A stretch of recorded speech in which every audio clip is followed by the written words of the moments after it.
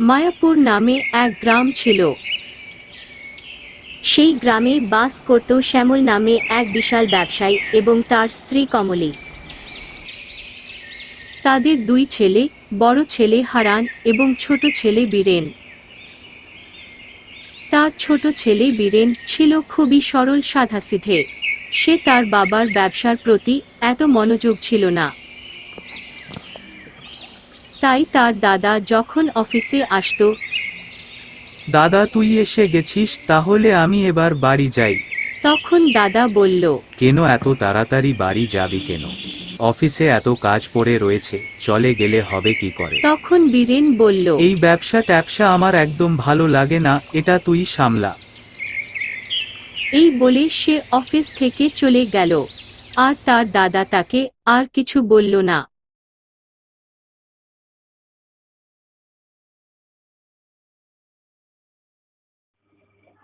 তার ব্যবসায় মন না লাগলেও সে চাষবাস করতে ভালোবাসত। কিন্তু বীরেনের ব্যবসার প্রতি মন না থাকার কারণে তার বাবা শ্যামলবাবু তাকে খুব বকাবকি করত। তোর মতো কুড়ে ছেলে একটাও আমি দেখিনি। তোর দাদাকে দেখ, সে কিভাবে ব্যবসা সামলাচ্ছে। এরকম ভাবে চললে আমি কিন্তু একদম সহ্য করব না। এই ঘরে থাকতে হলে আমার কথা শুনে চলতে হবে, না হলে এই বাড়ি থেকে বেরিয়ে যাও। এই কথা শুনে বীরেন ঘরের ভিতর চলে যায়।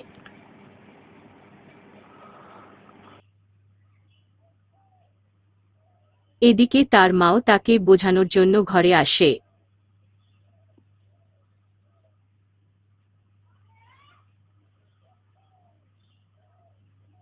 দেখ বাবা, এরকম ভাবে চললে কি করে চলবে? কাজ কামও তো করতে হবে, তোর দাদার মতো হতে হবে। কাজ করিস না বলে তোর বাবা তোর উপর রেগে যাচ্ছে। তখন বীরেন বলল, না মা, এই ব্যবসা আমার দ্বারা হবে না, তুমি কিছু মনে করো না। এই বলে সেখান থেকে চলে গেল।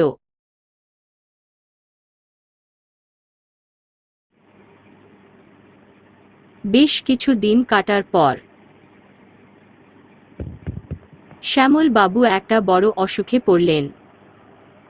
কিছুদিন পর তিনি মারা গেলেন। শ্যামল বাবুর দুই ছেলে ও তার বউ কান্নায় ভেঙে পড়ে। পরিস্থিতি কিছুদিন একই রকম যাবার পর তারা নিজেদেরকে সামলে নেয় এবং কিছুদিন পর বড় ছেলে হারান ব্যবসার কাজে বাইরে যায় এবং সেখান থেকে এক মডার্ন মেয়েকে বিয়ে করে বাড়ি আনে।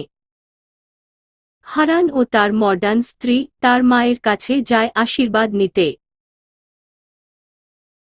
কিন্তু হারান কারোকে কিছু না বলে বিয়ে করায় তার মা অখুশি হয় এবং তাদের আশীর্বাদ না দিয়ে সেখান থেকে ঘরের ভিতর চলে যায়।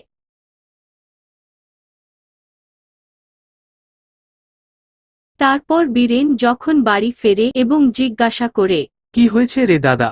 তখন হারান তার ছোট ভাই বীরেনকে সব কথা খুলে বলে।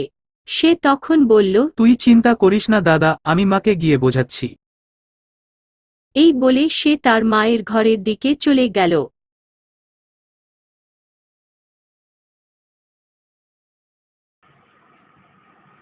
সে মায়ের কাছে গেল এবং মাকে বোঝানোর জন্য সে বলল, মা রাগ করো না, যা হবার তা তো হয়েই গেছে, তুমি রাগ করে থাকলে সবাই কষ্ট পাবে।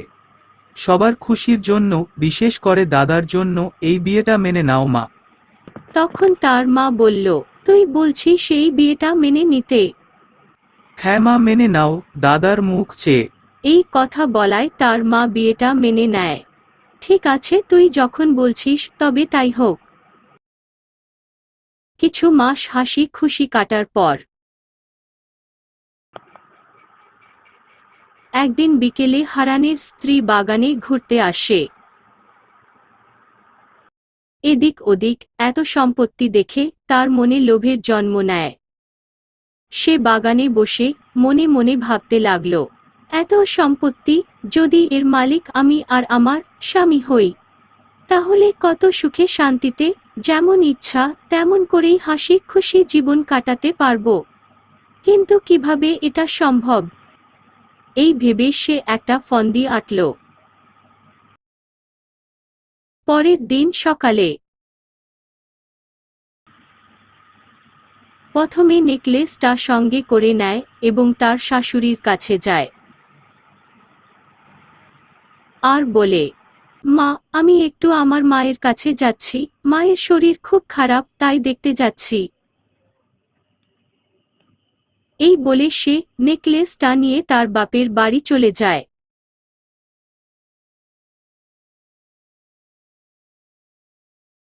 এবং বিকালে ফিরে আসে।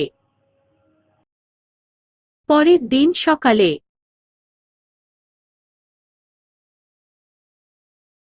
যখন বীরেন মাঠ থেকে বাড়ি ফেরে, তখন হারানের স্ত্রী বলল, দাদা, আমার ব্যাগটা একটু আমার ঘর থেকে এনে দেবেন কি? হ্যাঁ বৌদি, এক্ষুনি এনে দিচ্ছি। এই বলে সে তার বৌদির ঘরে যায় এবং ব্যাগটা এনে দেয়। এনাও বৌদি তোমার ব্যাগ। ব্যাগটা দিয়ে সেখান থেকে চলে যায়। কিছুক্ষণ পর হারানের বউ বেহুশ হয়ে মাটিতে পড়ে যাবার নাটক করে। তার শাশুড়ি দৌড়ে জল নিয়ে ছুটে আসে এবং হাঁফাতে হাঁফাতে তার মুখে জল দেয়। হুঁশ ফিরতে তার শাশুড়ি তাকে জিজ্ঞাসা করে, তুমি বেহুশ হয়ে গিয়েছিলে কেন? মা, এই ব্যাগের ভিতর গলার নেকলেস ছিল, এখন দেখছি নেই, নেকলেসটা চুরি হয়ে গেছে। তখন তার শাশুড়ি বলল, ঘরে তোমার আলমারিতে ভালো করে দেখো। মা, আমি ভালো করে দেখেছি, আলমারিতে নেই। একবার আমি আমার ব্যাগটা দাদাকে আমার ঘর থেকে আনতে বলেছিলাম, তারপর থেকে হাঁটা নেই দেখছি। ঠিক সেই সময় দুই ভাই বাইরে থেকে এসে পড়ে।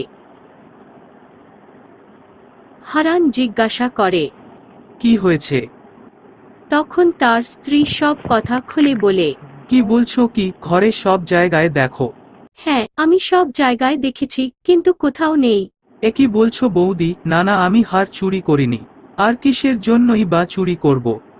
তখন হারানের স্ত্রী বলল, তুমি কাজ করো না, তাই তোমার পয়সার দরকার পড়েছে বলেই তুমি হারটা চুরি করছো। হারান তখন কারোকে কিছু না বলে নিজে ঘরের ভিতর আলমারির কাছে গেল। সে আলমারি সহ ঘরের চারপাশে এদিক ওদিক দেখল। আলমারিতে হার না পেয়ে তার ছোট ভাইকে সন্দেহ করল এবং তার কাছে গিয়ে বলল, টাকা তোর লাগবে আমি দিচ্ছি, কিন্তু হারটা কোথায় বিক্রি করেছিস বল। তখন বীরেন বলল, এ কি বলছো দাদা? না না, আমি চুরি করিনি। তোমাদের কোথাও ভুল হচ্ছে। তখন হারান বলল, কিছু ভুল করিনি। হ্যাঁ, তুই চুরি করেছিস, তোর টাকার দরকার ছিল তাই তুই চুরি করেছিস। এই কথা বলে তাকে জোর করে চুরির অপবাদ দিয়ে ঘর থেকে বেরিয়ে যেতে বলে। তার মাও কিছু বলতে পারল না। তার মা কিছু না বলায় সেও কিছু না বলে ঘর ছেড়ে চলে যায়। ঘর ছেড়ে চলে গিয়ে তাদেরই বাগানে এক ছোট্ট কুঠির ছিল, সেখানে গিয়ে আশ্রয় নেয়। এবং কিছুদিন পর ইনি হচ্ছেন বিমল বাবু, পেশায় একজন পুলিশ, এবং সবচেয়ে বড় কথা হলো ইনি শ্যামল বাবুর খুব ভালো বন্ধু। শ্যামল বাবুর বউ এর শরীর খারাপ শুনে তাকে দেখতে এসেছেন। বিমল বাবু বাড়িতে ঢুকে হারান হারান বলে চেঁচাতে থাকে। তখন হারান বাইরে এসে বলল, আরে কাকা যে, কেমন আছো বলো। তখন বিমল বাবু বললেন, হ্যাঁ আমি ঠিক আছি, তোরা কেমন আছিস বল। হারানও বলল, হ্যাঁ আমরাও ঠিক আছি। শুনলাম নাকি তোর মায়ের শরীর খারাপ, তাই দেখতে চলে এলাম। হ্যাঁ, মায়ের একটু শরীর খারাপ, আর মা ঘরের ভিতরে আছে, তুমি যাও। তখন বিমল বাবু ঘরের ভিতরের দিকে গেলেন। ঘরে ঢুকে বিমল বাবু বৌদি ও বৌদি বলে ডাকলেন। দাদা, আপনি এসেছেন, ভালোই হয়েছে, বলুন কেমন আছেন। আমি তো ভালো আছি, শুনলাম তোমার নাকি শরীর খারাপ হয়েছে। না, তেমন কিছু হয়নি, একটু জ্বর হয়েছে। তা এখন ঠিক আছো তো? হ্যাঁ, আমি এখন ঠিক আছি। আর একটা কথা, বাড়িতে এলাম, বীরেনকে দেখতে পেলাম না, সে কোথায়? তখন আর কোনো কথা চেপে রাখতে পারল না কমলী দেবী, সে সব কথা খুলে বলল বিমল বাবুকে। এই কথা শুনে তখন বিমল বাবু বললেন, কি, বাড়িতে এত কিছু হয়ে গেছে, খুব তাড়াতাড়ি এর একটা ব্যবস্থা করতে হবে। এই বলে বিমল বাবু কমলা দেবীকে আজ আসি বলে সেখান থেকে চলে আসে। সেখান থেকে সোজা বীরেনের খবর নিয়ে তার বাড়িতে চলে যায়। সেখানে গিয়ে বীরেন বলে ডাক দেয়। তখন বীরেন বাইরে আসে আর বলে, আরে কাকা বাবুজি, কেমন আছো বলো? আমি তো ভালো আছি, কিন্তু তোদের ঘরে তোর মা কেমন আছে, কিছু কি খবর রাখিস তুই? কেন, কি হয়েছে মায়ের? তোর মায়ের শরীর খারাপ, আর তোর দাদা বৌদি ভালোভাবে দেখাশোনা করে না, তোর মা খুব কষ্টের মধ্যে আছে। তুই এক কাজ কর, তুই তোর মাকে তোর কাছে নিয়ে এসে দেখাশোনা কর, তাতে তোর মা ভালো থাকবে। হ্যাঁ কাকা, তুমি ঠিক বলছ, মাকে কালই আমার কাছে নিয়ে আসব। আজ তাহলে আমি আসি, আবার একদিন আসব। এই বলে বিমল বাবু চলে গেলেন। পরের দিন সকালে বীরেন তার মাকে আনতে বাড়ি যায় এবং ডাক দেয়। দাদা ও বৌদি, কোথায় গেলে সব, বাইরে এসো। তখন তার দাদা আর বৌদি বাইরে আসে এবং বলে, কি ব্যাপার, তুই এখানে কেন এসেছিস? আর তোকে কোনো টাকা পয়সা আমি দিতে পারবো না, এটা তোকে আগেই বলে দিচ্ছি। না না, আমি কোনো টাকা পয়সার জন্য এখানে আসিনি, আমি এসেছি মাকে আমার সাথে নিয়ে যেতে।